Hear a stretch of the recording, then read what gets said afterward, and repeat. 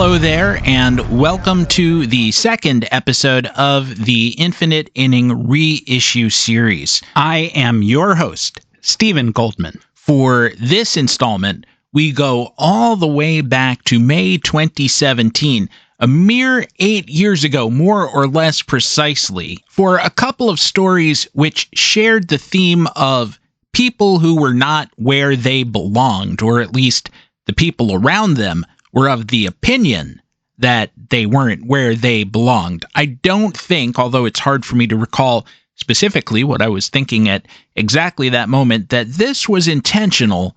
These were two stories that suggested themselves to me at the time because they seemed fun or interesting or educational, and it's only in retrospect that they seem sort of tied together and relevant to this moment. If you want to go back to the original, it was episode number 6. I cringe a bit when I hear these old episodes because, as you will undoubtedly notice if you've been with the show for a while, I hadn't really found my microphone voice yet or my hand with podcast production. Even now, it's not really a hand. It's more of a paw or whatever the hippopotamus has. A couple of toes, I guess. I hope you enjoy it nevertheless. These were also two of my shorter stories, so unlike last week's reissue, which still ran an hour, we'll be in and out of class pretty quickly this week. As we go through this reissue series, including this week's episode, you may notice some awkward transitions because I do have to take things out. That's part of the reason that we're doing this. And I remove dated things like references to the guests, who, as I explained last week, are not included in this reissue series for now. I've done my best to patch them over. On this theme, which dovetails with our current national debate about immigration, asylum, and deportation, the current New York Review of Books has an essay on Venezuela that works as a decent primer for what happened in that country, what it was that impelled so many residents of the nation of Venezuela to hit the road and undertake the long and dangerous journey to our borders. Last week, on the newest episode of this show, I talked about the origins of the Great Depression. One statistic mentioned in the NYRB article that resonated powerfully because of my interest in that subject and my understanding of just how destructive the Great Depression was, is that during our depression, well, it was a worldwide depression, but it was our depression too, the United States gross domestic product slipped by 27%, whereas in Venezuela, over, say, the last 10 or 12 years, they've lost 2/3 of their GDP, 65%. And that goes a long way to explaining, without capturing the human costs, why their country has become so dysfunctional. That loss of GDP is both a cause and an effect. It's an effect of a government that was set up on an untenable basis and went broke when the petrodollars that for nearly 100 years had paid for everything dried up, and then they could no longer mask the sheer greed, abuse, and misdistribution or maldistribution of wealth that had gone on for about 100 years. It's also a cause in that it sent 1 in 4 Venezuelans running for their lives. A more direct cause would be that as the result of the loss of their economy, of the loss of their petrodollars, they have hyperinflation and no one can afford food. And they're in the same exact situation as Weimar Germany, when essentially if you get hold of $5, you'd better spend it that morning because by that night it's not going to be worth $5 anymore. I think the United States might be in a very similar situation to Venezuela prior to their loss of petrodollars. I don't know what an economist like Paul Krugman would say about it, or any economist for that matter. I am spectacularly uneducated in this subject. I can only tell you what makes sense to me. If you want a parallel beyond the fact that both countries play a lot of baseball, it's that at the beginning of the 20th century, Venezuela found out it had more oil than anyone. I think it has more oil than Saudi Arabia, and they began exporting that. Well, the world needs less oil than it used to. The United States started producing more thanks to fracking. And in addition, we have imposed sanctions on Venezuela to keep them from selling as much of their oil as they used to, because they have slipped from a kind of weak democracy into a total dictatorship. What happens when you're an export-oriented economy and you have nothing to export? Well, your inflows of cash dry up. As to the United States, after World War II, the United States was set up as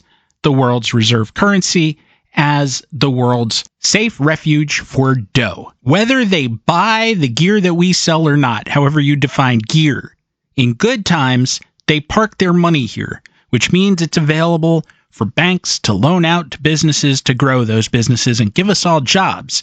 In bad times, they park it here in government bonds, which means it's available to us to do all the same stuff with. We may get more or less under different scenarios, but all the cash is coming here, whether we sell them stuff or not. In my inexpert understanding of things, all that money being available explains why, even though we have trade deficits, we're still awash in money. It explains why our stock market and all the old fundamentals about price-earnings ratios no longer apply. It explains why, even though the business school class, maybe 50, 60 years ago, it could be more now, had advanced the argument that CEOs are so valuable that they should be paid 100 or 1,000 times the salary of the average worker. That transformation wouldn't have been possible unless we already had Uncle Scrooge's money bin, in which you could just dip a giant bucket and say, "Here, boss, take this money. It's excess. No one will miss it. We need not reinvest it.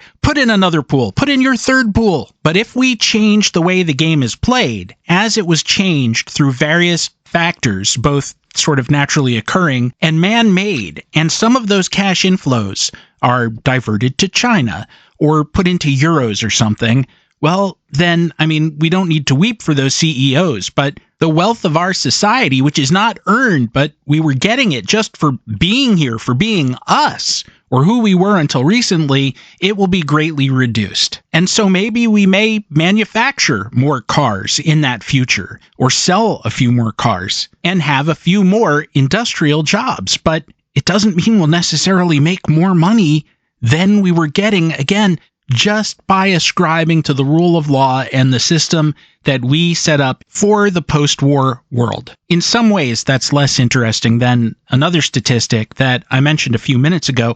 1 in 4 human beings has left Venezuela. 1 in 4 people anywhere is an incredible number. To be on the move in any country, think about the sheer amount of inertia that some of us have to overcome just to get out of bed on certain mornings. Or afternoons in my case. I've been failing that morning check since high school. I'm serious. Now apply that to the idea of packing up your stuff, not much of it, you have to pick, and just abandoning the life that you've known. If that happened in the United States, that would be over 80 million Americans giving up on Massachusetts, Michigan, and Montana and going up to the Canadian border. Think also about how bad things are in Venezuela, and yet 3/4 of people haven't left. It's hard to go, to quit your country, your family, the language and the weather, and even the trees, the sidewalks that you've known, not to mention most every possession you've acquired in your life. You can only take what you can fit into a backpack, and that excludes both your Hot Wheels collection and grandma. That's why when you see a refugee, you shouldn't think, human garbage here to steal our jobs and eat our cats. You should think, how screwed up did things have to be where he came from that he dragged all the way up here just so we could kick him in the crotch and send him reeling back again? That's what we've been doing lately, except back, in many cases, now means a dungeon in El Salvador. In these stories, I spoke of a personal encounter with Yankees infielder Wayne Tolleson, and then jumped back about 100 years to grapple with a frequently dismissed, literally dismissed utility infielder named Raymond Bernard Snooks Dowd.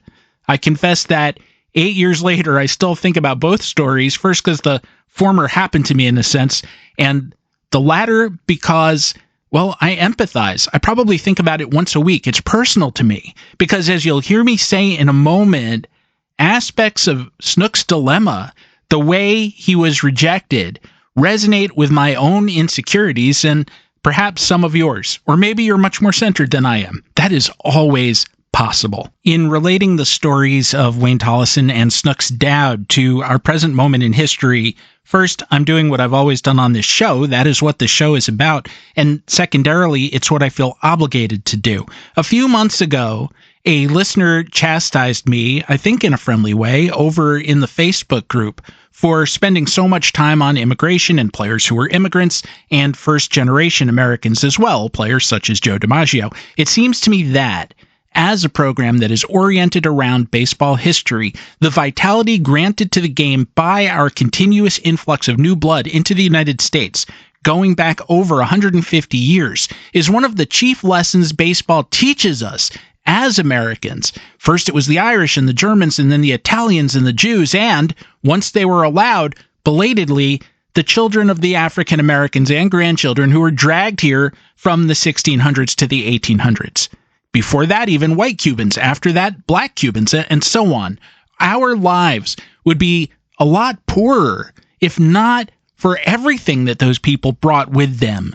The culture, the music, the foods, and yes, the divergent viewpoints. New ideas for an old polity. Some of them catch on, some of them are tried and rejected or not tried at all.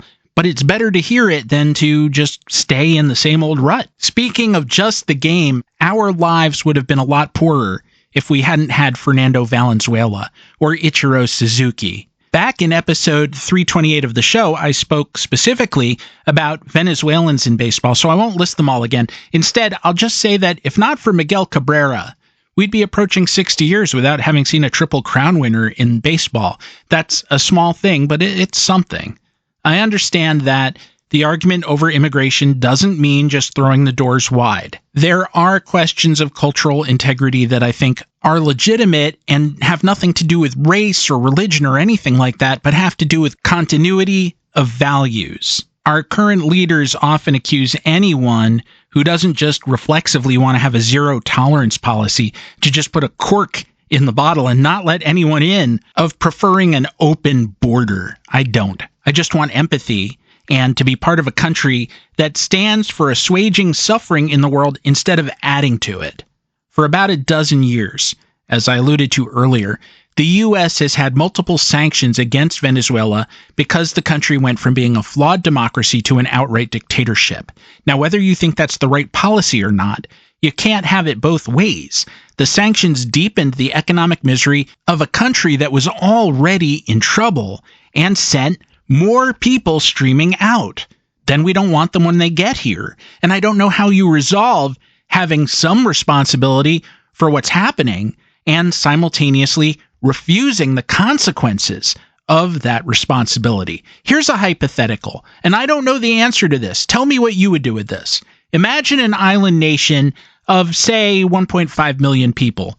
There are some. I won't specify because I'm about to project a terrible fate for them. Imagine a disaster. It could be a natural disaster like a tsunami. It could be the one nuclear power plant in a small geographic area melting down, and now the place is uninhabitable. An appeal goes out to the world. We've got to have the greatest boat lift in history. We have to get these people out, or we will watch 1 million humans die a slow death of starvation or radiation poisoning or typhoid or all of the above. Who will take them? Is it you, Europe? Is it you, America? Is it you, Asia? No one country can or wants to absorb 1 million people. These people in this hypothetical are mostly not white. They are at least half non-Christian. What do we, as Americans, do with that? What does your state, country, town, neighborhood do with that? I don't know. And when I say I don't know, I think I know what my answer would be, but I don't know, or I now lack the confidence to say how the majority of my fellow Americans would answer.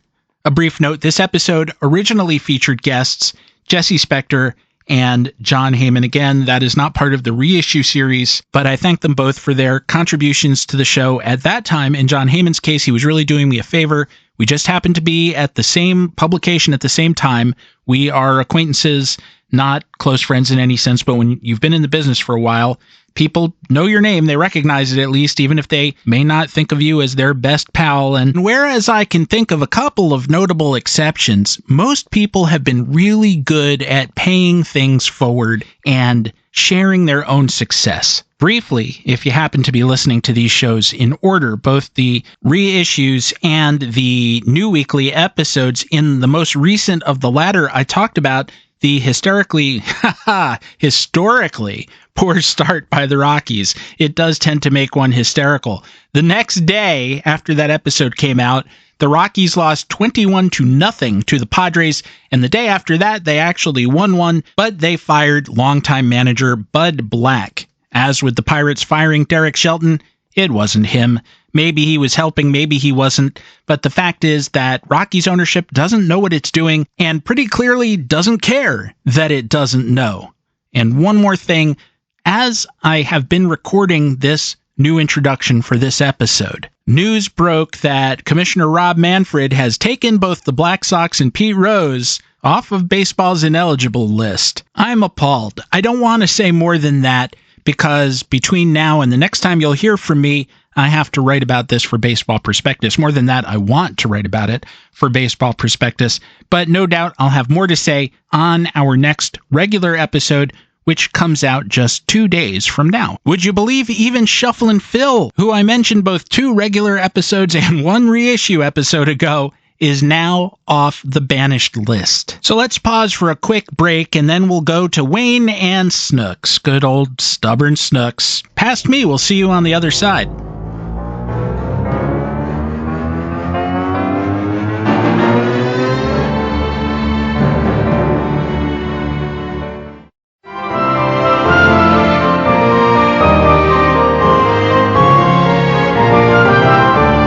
You have the right skills, but you're in the wrong place. Imagine if Keith Moon had been in REM, or your mom had been in REM for that matter. Imagine Orson Welles in an MGM musical. These are all great things that don't necessarily go well together. What if you're the right dreamer, but you're in the wrong dream? In the years between Bucky Dent and Derek Jeter, the Yankees had a hell of a time finding a shortstop who could play regularly or at all. They traded for Roy Smalley, who had a good bat for a middle infielder back then, but he had a bad back and couldn't play the position anymore.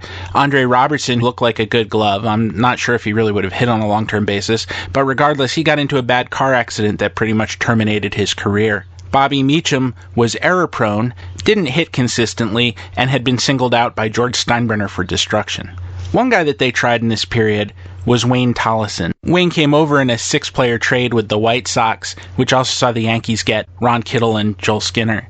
Wayne was appealing. He wasn't incredibly talented, but he would hustle, grind out at bats, try to steal the odd base, though rarely at a great rate, and was good on defense. He was fun in the way only a player who compensates for being 5'9" and needing to wear big glasses with grit and a heavy mustache can be. He had hit a kind of fluke .313 with the Rangers in 1985, and that must have convinced somebody with the Yankees that he was an all-around two-way shortstop, but it wasn't true. He was more of a .240 guy at best. And so when he came to the Yankees and reverted to form, in short order they were ready to move on and try another shortstop. That turned out to be the immortal Alvaro Espinoza. He of the killer 224, 258, 274 triple slash stats in 1990. Wayne was somehow still on the roster then, 4 years later, but the Yankees had no clue what to do with him. If there's a 25th man, a guy who the manager only breaks in case of emergency, Wayne was 25.5. It wasn't that he was hurt or in the minors or anything like that, he just rarely played. He appeared in 73 games, but was only given 83 plate appearances, and could disappear for a week without anyone bothering to file a missing persons report.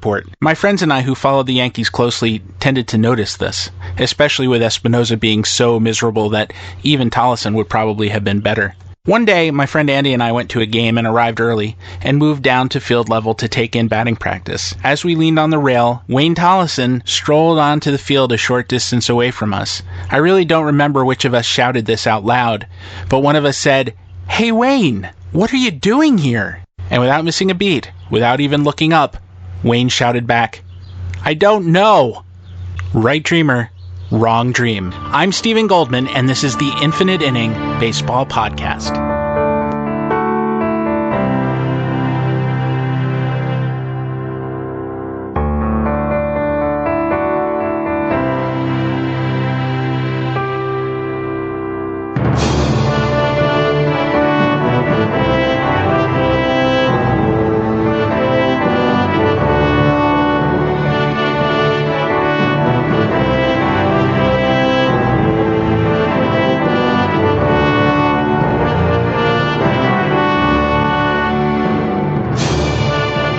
Well, hello there.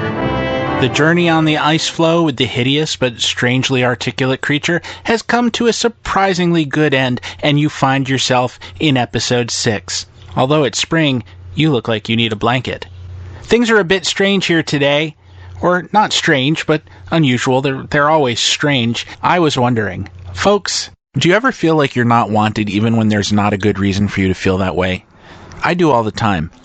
I never feel lonelier than when I'm in a crowd, and if I'm at a party, it seems like even if I've known everyone for years and have great one-on-one relationships with everyone present, or most people present, even if they're family, it seems as if they're all closer to each other than they are to me, and I start to detach. It's self-protective. The feeling of having your nose pressed against a window and seeing a warmth that you yourself can't experience is just too painful to endure. I've been this way as long as I can remember. When I was in first grade, I was convinced I was not popular with my classmates.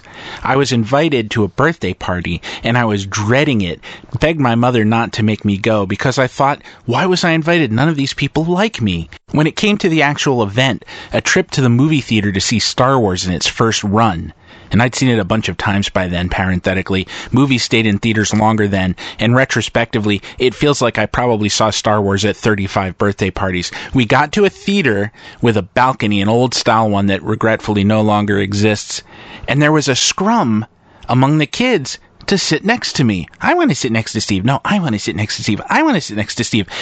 I was amazed. I had been so wrong. I'd like to report that my life changed as a result of that moment, and that I went on to a happy, well-adjusted adulthood marked by an excess of ego and confidence. But it wasn't true.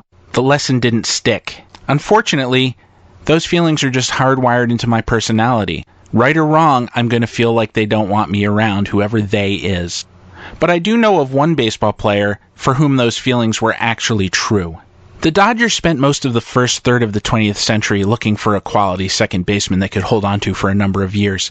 They'd have a good one for moments at a time, but somehow no one ever lasted. Things hit a real low point in the mid-1920s. In 1924, they got a huge season out of a guy named Andy High, but he broke his ankle the next year, and when he didn't hit immediately upon returning, they just waived him. It was premature. They had overreacted. He wound up with the Cardinals and was good enough to play on 3 pennant winners, so that was a mistake. But as a result, they went into 1926 with no second baseman whatsoever.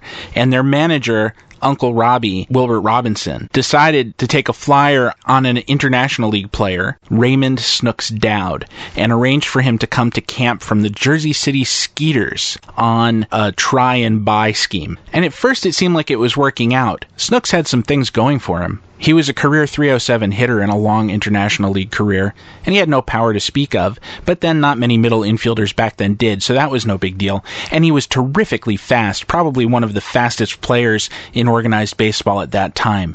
We know that for a few reasons. First of all, he led the International League in stolen bases a couple of times.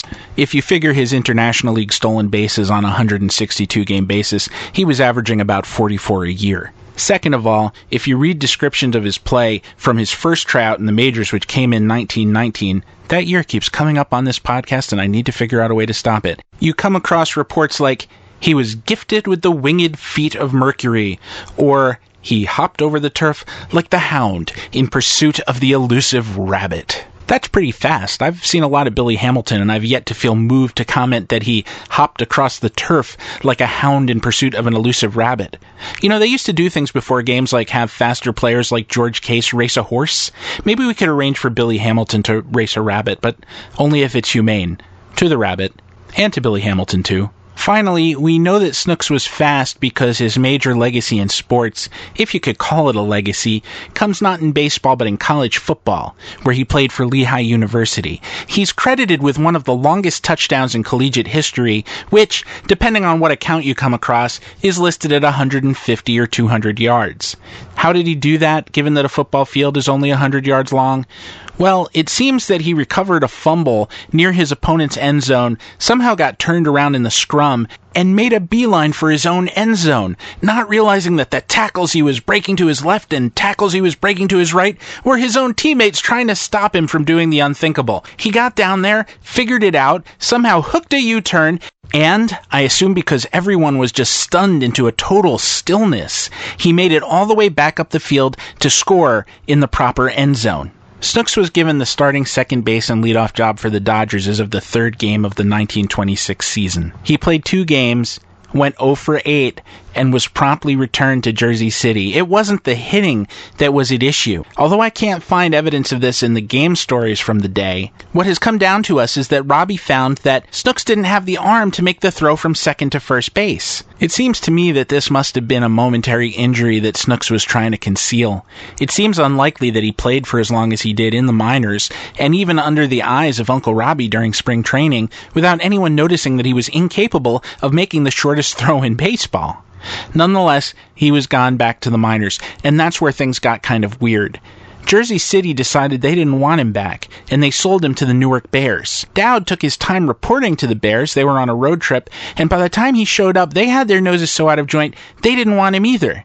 So he went back to Jersey City, and they said, "We don't own you anymore," and he went back to the Bears. They said, "We don't want you." So he went to both for a long period of time, just showing up so that no one could say that he had jumped the club and suspend him without pay. Every day he'd shuttle back and forth between Jersey City and Newark. "Are you here again, Snooks? Get out of here, Snooks. Who asked you here, Snooks? Aren't we rid of you yet, Snooks?" Finally, he appealed to the president of the International League, who, after due deliberation, awarded him to the Newark Bears. And the Newark Bears were pissed. They said that the president of the International League had always had it in for the Newark Bears, and he was showing it by sticking them with Snooks Dowd. There have been many disputes in baseball history in which 2 clubs claimed the same player and engaged in a kind of legalistic tug of war to have that player's services. Think of the American and National League wars of the beginning of the 20th century, when a player like Nap Lajoie jumped from the Phillies to the Philadelphia A's and ended up under a Pennsylvania Supreme Court injunction which prevented him